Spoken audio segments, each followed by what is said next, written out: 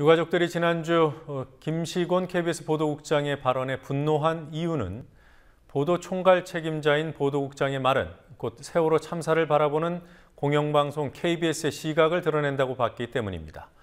그런 파문을 겪었음에도 불구하고 유가족들에 대한 최소한의 배려라도 있는지 의문을 갖게 하는 발언들이 고위 공직자들 사이에서 계속 나오고 있습니다.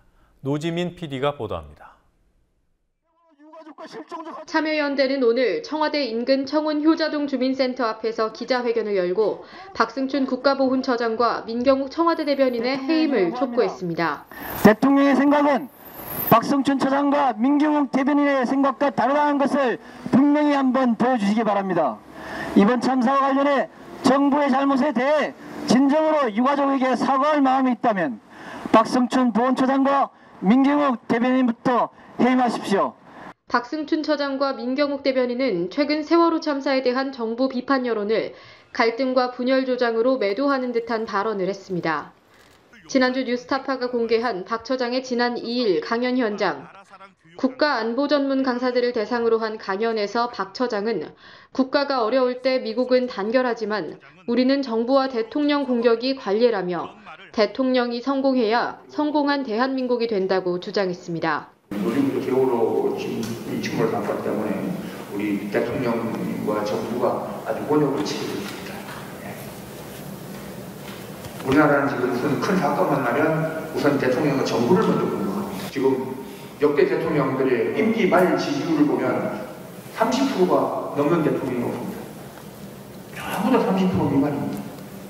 여러분들 대통령이 성공해야 성공한 대한민국이 됩니다.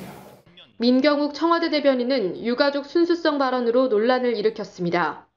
세월호 유가족들이 청와대 근처로 가서 대통령 면담을 요구했던 지난 9일, 가족의 영정 사진을 안고 거리에서 밤을 새운 유가족들을 향해 민 대변인은 순수 유가족분들 요청이라면 얘기를 들어야 한다고 말했습니다. 순수하지 않은 유가족도 있다는 해석이 가능한 발언이었습니다. 이에 앞서 민 대변인은 박 대통령의 국무회의 중 사과를 받아들일 수 없다는 유가족들을 향해 유감을 표하기도 했습니다.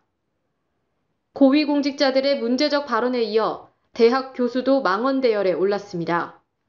김호월 홍익대학교 광고홍보대학원 겸임 교수는 지난달 29일 자신의 SNS를 통해 박 대통령의 조화를 분향소 밖으로 치운 유가족들은 예의도 없는 짐승이라고 비난했습니다. 이어 지난 9일에는 유가족이 벼슬 딴 것처럼 생난리를 친다, 이래서 미개인이라고 욕먹는 것이라며 또 한 번 유가족들을 비난했습니다. 끝없이 이어지는 망언과 부적절한 언행 속에서 대통령을 중심으로 한 국민들의 단결이 가능한지 시민들은 묻고 있습니다. 국민TV 뉴스 노지민입니다.